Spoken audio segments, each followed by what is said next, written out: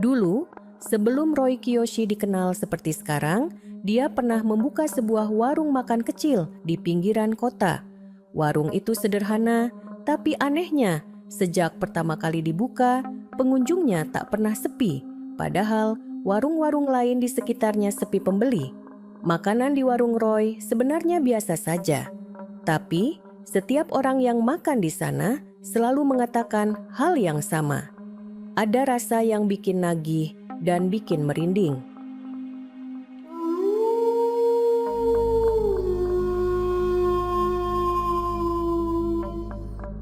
Suatu malam, Roy sedang menghitung uang hasil penjualan di warung yang sudah tutup.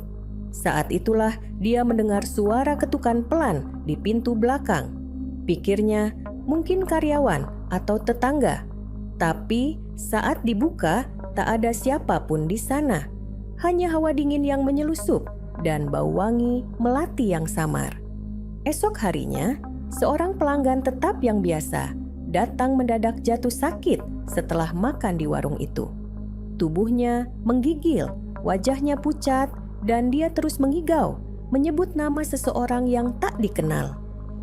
Mbak Ranti, tolong jangan ganggu aku." Tak ada yang tahu siapa Ranti itu. Malam-malam berikutnya, warung Roy semakin sering mengalami kejadian aneh. Peralatan dapur jatuh sendiri, suara-suara seperti orang berbisik terdengar dari sudut ruangan, dan sesekali terlihat bayangan hitam di pojok warung. Hingga suatu malam, Roy memutuskan untuk menginap di warung demi mencari tahu. Saat larut malam, ketika lampu-lampu sudah dimatikan, dia mendengar suara langkah kaki dari dapur. Pelan, tapi jelas. Dengan hati-hati, dia mengintip ke dapur, dan di sana dia melihat sosok perempuan dengan rambut panjang terurai, berdiri membelakanginya. Perempuan itu berbalik perlahan, dan Roy melihat wajah yang separuhnya membusuk, dengan senyum lebar yang mengerikan. Dan sejak malam itu, Roy tak pernah lagi membuka warung itu. Roy terpaku, napasnya tercekat, tubuhnya terasa kaku, seolah ada sesuatu yang mencengkeramnya kuat-kuat. Wajah perempuan itu, separuh membusuk, dengan belatung menggeliat di kulitnya yang koyak. Tiba-tiba, perempuan itu bergerak, tidak berjalan, tidak melangkah, tetapi seolah melayang ke arahnya. Semakin dekat dan dekat, hingga Roy bisa mencium bau busuk yang menusuk hidungnya. "Kakakmu siapa?" Suaranya nyaris tak terdengar. Perempuan itu tidak menjawab. Sebagai gantinya, ia tersenyum. Bukan senyum biasa, tapi senyum yang begitu lebar, tidak wajar, hampir merobek pipinya yang sudah hancur. Dari bibirnya yang hitam, sesuatu menetes, cairan pekat berwarna merah. Roy ingin kabur, tapi tubuhnya tetap kaku. Jantungnya berdetak kencang, hampir terasa sakit di dadanya. Saat itulah perempuan itu berbisik, suaranya lirih namun jelas terdengar di telinga Roy. "Kau sudah berjanji." "Janji? Janji apa?" Roy tidak mengerti. Tapi sebelum dia bisa berpikir lebih jauh, perempuan itu mengulurkan tangannya. Tangannya kurus dengan kuku panjang berwarna hitam. Ia menyentuh lengan Roy, dan seketika rasa dingin menjalar dari kulitnya ke seluruh tubuh.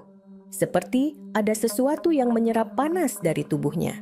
Lalu bayangan-bayangan aneh muncul di kepalanya. Gambaran yang tidak pernah ia lihat sebelumnya, tapi terasa begitu nyata. Warungnya malam hari. Seorang perempuan muda dengan mata ketakutan berlari ke dalam. Seseorang mengejarnya. Seseorang dengan pisau di tangannya.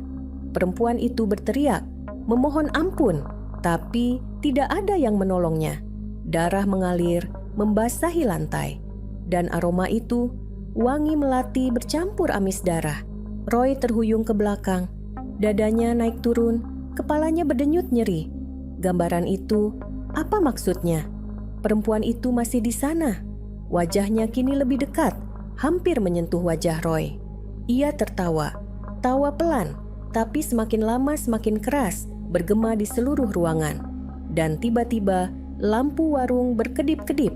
Benda-benda beterbangan sendiri, suara piring pecah menggema di udara. Angin berputar liar di dalam ruangan, seperti badai yang hanya terjadi di dalam warung. Roy mencoba berlari ke pintu, tapi seakan ada dinding tak kasat mata yang menghalanginya. Dia menoleh ke belakang, dan perempuan itu kini ada tepat di depan wajahnya. Tangan kurusnya meraih kepala Roy, dan sebelum Roy bisa menjerit, semua berubah menjadi hitam. Suara gemeretak tulang terdengar di kegelapan. Napas Roy tersengal, dadanya terasa sesak. Perlahan matanya terbuka, tapi yang dilihatnya bukan lagi warungnya. Itu adalah tempat yang asing. Lantai di bawahnya dingin dan basah, seperti tanah yang baru digali. Aroma amis dan anyir menusuk hidung, bercampur dengan bau melati yang semakin menyengat. Di sekelilingnya, kabut pekat bergulung-gulung, seakan bergerak sendiri. "Roy." Suara itu memanggil, pelan namun memekakan telinga. Roy menoleh dan di balik kabut, dia melihat sesuatu. Bayangan-bayangan bergerak, merangkak di atas tanah. Mereka bukan manusia, bukan juga binatang. Tubuh mereka kurus, dengan tangan panjang mencakar-cakar tanah. "Janji, kau belum membayar." Suara itu semakin dekat. Roy berbalik, dan perempuan itu sudah ada di belakangnya. Kini wajahnya lebih rusak, kulitnya mengelupas, matanya kosong dengan cairan hitam yang terus menetes. Dari mulutnya, senyum lebar itu semakin mengerikan. Tiba-tiba, tangan-tangan mulai keluar dari tanah di sekeliling Roy. Jemari hitam, kurus, dan panjang mencakar udara, berusaha meraih tubuhnya. Suara rintihan dan tangisan memenuhi udara, membuat kepala Roy berdenyut hebat. Roy mencoba berlari, tapi tanah di bawah kakinya seperti lumpur hisap, menariknya semakin dalam. Dia berteriak, tapi suaranya teredam kabut. Di kejauhan, dia melihat bayangan warungnya, tapi warung itu berubah. Lampunya redup, temboknya penuh noda, merah gelap, dan dari jendelanya, puluhan pasang mata menatap keluar. Mata-mata yang penuh kebencian dan kelaparan. "Roy?" Bisikan itu kembali, lebih dekat. Kali ini, tepat di telinganya. Sebuah tangan dingin mencengkeram lehernya. Perlahan, kuku tajam itu mulai menekan kulitnya. Roy meronta, tapi kekuatan itu terlalu besar. Pandangannya semakin kabur, napasnya semakin berat. Di saat-saat terakhir kesadarannya, dia mendengar sesuatu. Bukan suara perempuan itu, bukan suara makhluk-makhluk di sekitarnya, tapi suara ketukan pelan di pintu. Ketukan yang tak pernah berhenti, ketukan yang menanti jawaban. Ketukan itu semakin keras, dari pelan menjadi tergesa-gesa, seolah-olah sesuatu di balik pintu itu tidak sabar menunggu. Roy ingin berteriak, ingin memohon agar suara itu berhenti, tapi lehernya masih dicekik dan tubuhnya terasa semakin lemah. Tiba-tiba, ketukan itu berhenti. "Henning!" Lalu pintu terbuka dengan sendirinya, berderit perlahan. Dari balik pintu, sesuatu muncul. Sosok itu tidak punya wajah, hanya kulit pucat yang menegang menutupi tempat di mana mata, hidung, dan mulut seharusnya berada. Tapi kepala itu tetap bergerak, seolah menatap Roy. Sosok itu melangkah masuk dengan gerakan kaku, lalu berhenti di ambang pintu. Dari tubuhnya terdengar suara napas, panjang, berat, seakan kesulitan bernapas. Dan tanpa peringatan, sosok itu mulai berlari ke arah Roy. Kakinya menghentak tanah dengan suara tak wajar, seperti tulang yang patah di setiap langkah. Roy menjerit, tapi jeritannya terpotong. Tangan-tangan dari dalam tanah mencengkeram kakinya lebih kuat, menariknya semakin dalam. Sosok tanpa wajah itu semakin dekat, dan saat jaraknya hanya tinggal beberapa langkah, dia berhenti. Perlahan, kepala sosok itu menoleh ke samping, menatap perempuan berwajah busuk yang masih mencengkeram leher Roy. Untuk beberapa saat, mereka hanya berdiri di sana, seperti sedang berkomunikasi tanpa kata. Kemudian, sosok tanpa wajah itu tersenyum. Bukan senyum biasa, tapi sobekan muncul di kulit wajahnya yang mulus, merentang perlahan hingga membentuk celah mengerikan. Dari dalamnya muncul suara tawa. Suara yang lirih, tercekik, namun semakin lama semakin keras. Dan saat itu juga tangan-tangan di tanah mulai menarik Roy dengan kekuatan yang tak tertahankan. Dadanya sudah terbenam, lalu leher, dan akhirnya hanya wajahnya yang tersisa di atas permukaan. Roy meronta sekuat tenaga, tapi tak ada gunanya. Saat pandangannya mulai gelap, dia melihat satu hal terakhir. Perempuan itu mendekat. Wajah busuknya semakin dekat dengan wajah Roy. Dia berbisik dengan suara yang hampir terdengar seperti desahan. "Kita belum selesai, Roy." Roy merasa tubuhnya terus ditarik ke dalam tanah yang basah dan dingin. Wajah perempuan itu semakin dekat, napas busuknya menyapu kulit Roy, membuat perutnya mual. Tapi justru ketika tubuhnya hampir sepenuhnya tenggelam, tarikan itu berhenti. Ia terdiam di antara hidup dan mati, hanya wajahnya yang tersisa di permukaan. Perempuan itu tetap menatapnya dengan senyum mengerikan, tetapi kini ada sesuatu yang berubah. Di matanya yang kosong muncul kilatan kebencian dan rasa lapar. Lalu terdengar suara lain. "Roy!" Suara itu serak, pelan, tapi seperti datang dari segala arah. Roy menoleh dan dari balik kabut muncul lebih banyak sosok. Tubuh mereka kurus, kulitnya pucat kehijauan, dan wajah-wajah mereka rusak. Ada yang tanpa mata, ada yang mulutnya sobek hingga ke telinga. Ada yang wajahnya hangus terbakar. Mereka bergerak perlahan, merangkak dan berjalan ke arahnya. Setiap langkah mereka diiringi suara gemeretak tulang dan desisan pelan. Dan semakin dekat mereka, semakin jelas Roy bisa mendengar sesuatu. Isakan. Mereka menangis. Tapi isakan itu bercampur dengan suara tawa kecil, seperti mereka menikmati penderitaan yang sedang mereka bawa. "Kau tahu apa yang sudah kau lakukan?" bisik salah satu dari mereka. "Kau harus membayar," sambung yang lain.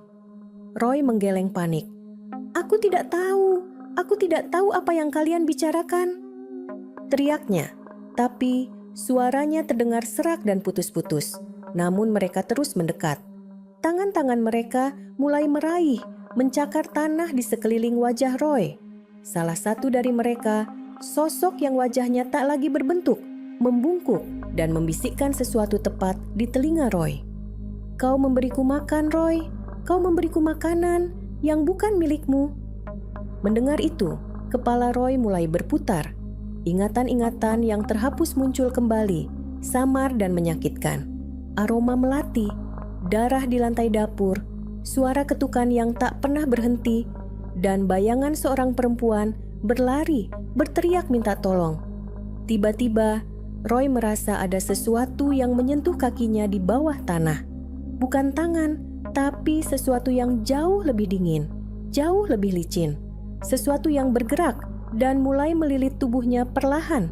Dan dari dalam kegelapan di bawah tanah, terdengar suara napas kasar dan bisikan panjang yang menyebut namanya berulang kali. "Roy, Roy, Roy." Perempuan itu tertawa pelan. Sosok tanpa wajah berdiri di belakangnya, mengeluarkan suara seperti rintihan tercekik. Dan saat Roy membuka mulut untuk berteriak, sesuatu mulai menariknya ke bawah sekali lagi. Kali ini lebih cepat, dan di kejauhan, ketukan di pintu itu mulai lagi, lebih keras, lebih cepat, dan semakin dekat. Roy meronta sekuat tenaga, tapi semakin dia berusaha, semakin cepat tubuhnya ditarik ke dalam tanah. Hawa dingin menusuk tulangnya, dan sesuatu yang licin serta berlendir terus melilit kakinya, naik perlahan ke pinggang. Napasnya terengah-engah, jantungnya berdebar begitu keras hingga telinganya berdenging. Di atasnya, makhluk-makhluk itu semakin dekat. Wajah-wajah mereka yang rusak kini begitu jelas, dan mereka semua tersenyum, senyum yang penuh dendam dan kegilaan. "Kau tak bisa lari, Roy," bisik perempuan berwajah busuk. Sosok tanpa wajah berdiri di belakangnya, kepala miring dengan gerakan patah, lalu mengeluarkan suara cekikikan yang terputus-putus. Dan di sekeliling mereka, suara ketukan itu semakin keras. Bukan hanya dari satu pintu, tapi dari mana-mana. Dari tembok, dari lantai, dari langit-langit. Tok, tok, tok. Roy menjerit, mencoba menarik tubuhnya keluar, tapi kini hanya wajah dan satu tangannya yang tersisa di atas tanah. Dia bisa merasakan sesuatu di bawah sana, sesuatu yang besar dan hidup, bergerak di kegelapan, menunggunya. Lalu, ketukan itu berhenti. Hening. Perempuan itu berjongkok di depan Roy, wajah busuknya hanya beberapa inci dari wajahnya. "Kau lupa janjimu, Roy," bisiknya dengan nada mengancam. Tapi mereka tidak lupa. Dan saat itu, makhluk-makhluk di sekeliling Roy mulai berbicara bersamaan. "Bayar hutangmu, bayar dengan darah, bayar dengan nyawa." Lalu, tanpa peringatan, tangan kurus perempuan itu mencengkeram wajah Roy. Kukunya yang panjang dan tajam menggores kulitnya, darah mengalir pelan. Dan dengan kekuatan yang tak seharusnya dimiliki tubuh serapuh itu, dia menekan kepala Roy ke bawah. Roy menjerit, tapi jeritannya terpotong saat wajahnya tenggelam ke dalam tanah. Dunia menjadi gelap, hawa dingin dan bau busuk semakin kuat. Dia meronta, tapi semakin dalam dia ditarik, semakin kuat cengkeraman itu. Di kejauhan, dalam kegelapan yang pekat, Roy melihat sesuatu. Mata, puluhan, mungkin ratusan pasang mata yang menyala merah, menatapnya tanpa berkedip. Dan dari kegelapan itu, sebuah suara bergema, "Selamat datang di tempat di mana janji tak pernah mati." Lalu, segalanya menjadi sunyi. Esok paginya, warung Roy tetap tutup. Tak ada tanda-tanda aktivitas. Tetangga mulai bertanya-tanya, tapi tak ada yang berani mengetuk pintu. Namun, di malam hari, suara itu terdengar lagi. Tok, tok, tok. Tapi, kali ini, suara itu berasal dari dalam.